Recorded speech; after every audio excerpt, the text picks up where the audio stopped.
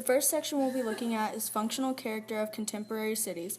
The first two things we'll be looking at is basic employment sector and non-basic employment sector. The basic employment sector brings money into an urban place and gives the city its primary function. When you think of the basic employment sector, think basic brings in money. An example of this is Flint, Michigan, which was dominated by its basic employment sector of automobile manufacturing. The cars made in Flint's basic employment sector were exported to other places, which in turn sent money into Flint's economy for the cars.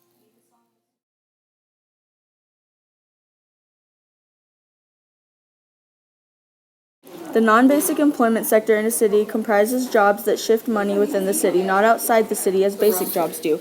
Teachers, janitors, fire departments, dry cleaners, street cleaners, and air conditioner repair companies are all examples of non-basic employment.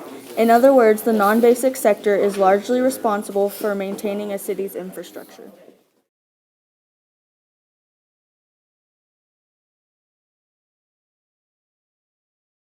Usually, the larger the city, the higher the percentage of non-basic jobs, because these larger cities often have more infrastructural needs, from window washers, dry cleaners, and parking attendants, to expert subway technicians and financial consultants. It is usually the basic employment sector that defines a city and gives it more of its unique sense of place and presence in the economy.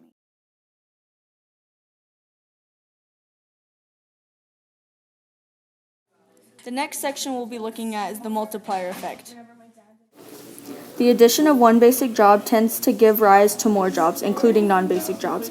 This pattern is called the multiplier effect. For example, the addition of production line jobs in an automobile factory, which are basic jobs producing a good for export and interaction with other places, creates the need for new janitors, air conditioning repair people, electricians, and building inspectors, among others non-basic jobs. The next section we'll be looking at is agglomeration. Agglomeration is the clumping of industries to take advantage of each other's resources. An example of this is the University of North Carolina at Chapel Hill and how its success in health research has led to its becoming a growth pole, attracting other research industries to the area. A negative result of agglomeration is the backwash effect. Recall from Chapter 7 that this is caused when the growth poles and related agglomeration draw talent and economic growth out of the surrounding regions and do not allow for equal development and the even spread of development throughout the landscape. The next section we will be talking about is the changing employment mix of contemporary cities. The first thing we will be talking about in the changing employment mix of contemporary cities is a post-industrial city. Modern post-industrial city economies are focused more on the display and consumption. Old factories are being converted into shopping malls. Former waterfront industrial ports are being turned into parks for recreation, and old warehouses are being turned into art galleries. Post-industrial architecture is often characterized by postmodernism, a style that emphasizes diversity and free form rather than the uniformity and symmetry that characterized the classical Greco-Roman roots of Renaissance and Enlightenment-era architecture.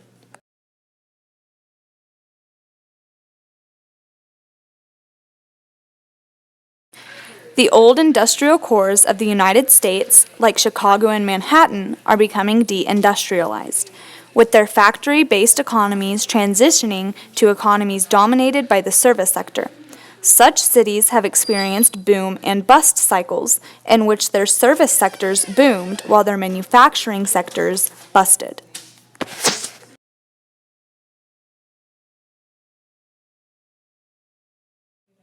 Developed in the 1920s, the concentric zone model was the first model to explain and predict urban growth. The concentric zone model is made up of many rings. The innermost ring is the CBD. Right outside of the CBD is the lower class residential. Outside of that is the transition zone. Outside of the transition zone is the middle class residential. Outside of the middle class residential is the high class residential or commuter zone. The CBD is the central business district or original core of the economy in the area. Burgess, the creator of the concentric zone model, often observed that there was a correlation between the distance of the CBD and the wealth of the inhabited area. Wealthier families tended to live farther away from the central business district. As the city grew, Burgess observed that the central business district would cause it to expand outward. This, in turn, forced outer rings to expand outward as well. Outside of the central business district is located the lower class residential zone.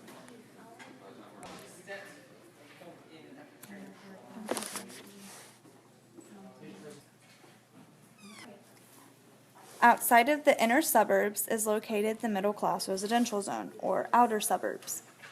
In this zone, you will find middle class income families and that make a decent living.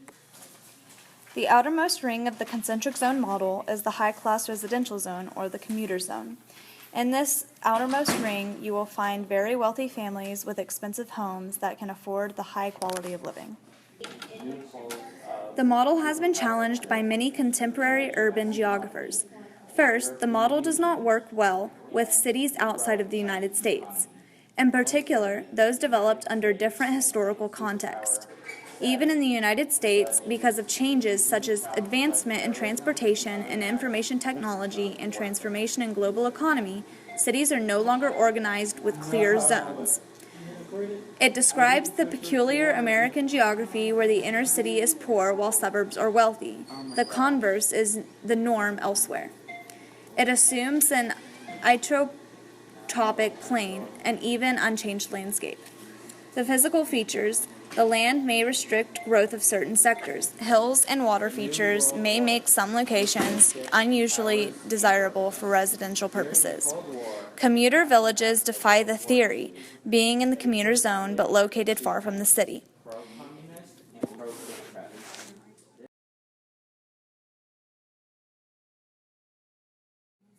The sector model, also known as the Hoyt model, is a model of urban land use proposed in 1939 by economist Homer Hoyt. It is a modification of the concentric zone model of city development. The benefits of the application of this model include the fact it allows for an outward progression of growth.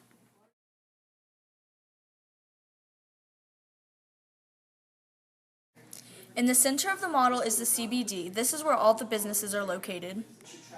The lower class residential is located right outside of the CBD and on the outer ring. Outside of the lower class residential is located the middle class. The linear shape coming from the CBD is part high class residential and part middle class residential split down the middle. The last two sections are both light manufacturing and wholesale.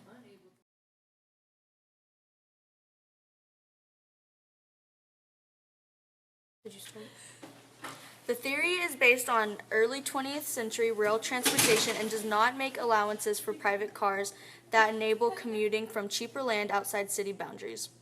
This occurred in Calgary in the 1930s, where many slums were established outside the city but close to the termini of streetcar lines. These are now incorporated into the city boundary but are pockets of low-cost housing in medium-cost areas.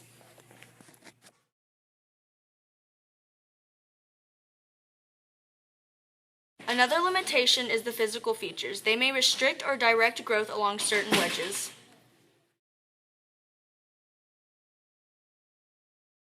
The nuclei model is an economical model created by Chauncey Harris and Edward Ullman in 1945.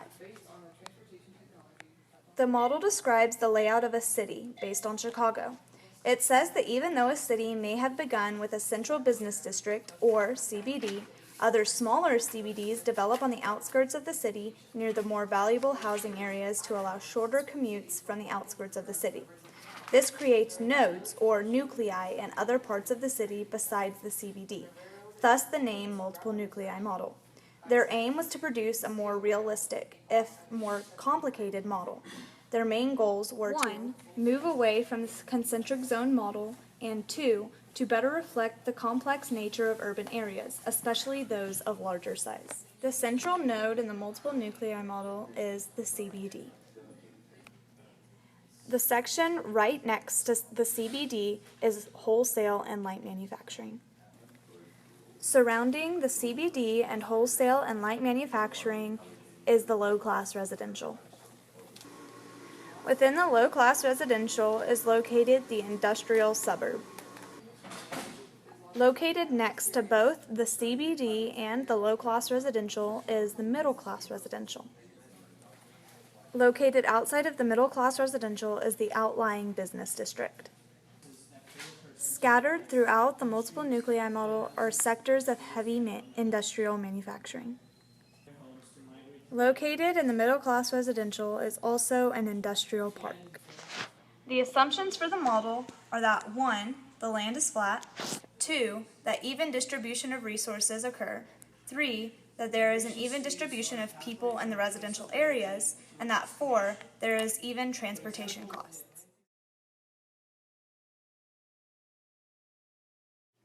Importantly, the classic models can be combined to understand a particular city's urban growth pattern. A CBD may be encircled by rings and sectors with a variety of nuclei and realms existing farther from the CBD along the Beltway, for example.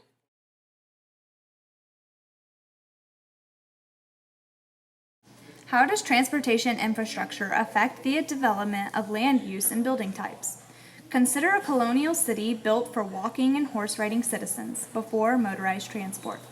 The general store, market shops, government offices, bank, and doctor's offices were usually located on one block because people would come to town for their general needs and not be able to transport themselves long distances to obtain each service. As models of transportation became more efficient and speedier, the organization and use of urban space changed. Land use and building types could be more specialized and more widespread. As people increasingly used public transportation lines, various districts of urban land use developed along those lines of urban growth, which radiated out from the downtown in a star-shaped pattern. Department stores, urban housing zones, and office parks grew around the lines of transportation, which provided the threshold population with the need for business to continue. Paris, London, New York City, and Chicago were among the first cities to develop subways and elevated trains to transport massive amounts of people and products into and out of the urban core.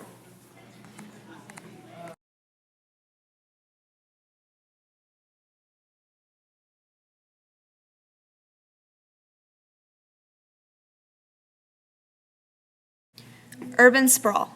Joel Grue referred to the self-sufficient urban villages that developed within a greater metropolitan complex, often at highway exits, as edge cities. The result of this explosive growth, empowered by the growth of highways and beltways, is referred to as urban sprawl. The diffusion of urban land use and lifestyle into formerly non-urban, often agricultural lands. The pattern of urban sprawl has raised continuous problems related to uneven development and changing land use patterns. Ghettoization and uneven development. Because of political influences, transportation infrastructures, and location preferences, urban sprawl has led to uneven development and ghettoization, the growth of areas of concentrated poverty. Uneven development refers to urban development that is not spread equally among a city's area, leaving some areas richly developed and others continually poor and decrepit.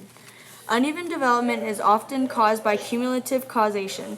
When money flows to areas of greatest profit, places where development has already been focused rather than places of greatest need. Gentrification is a process wherein older urban zones are rediscovered and renovated by people moving back into the inner city from their suburban fringes. Gentrification is a trend that is bringing money into urban areas thought to be underdeveloped and poor. Have you driven through your city's inner area and seen a trendy new loft apartment complex built in an old abandoned factory warehouse? If so, that is gentrification. Many people see gentrification as a great solution to recharging a city's inner core that was suffering because of suburbanization. The growth of suburb neighborhoods and commuter families and the continued flight of wealthier classes out of the inner city.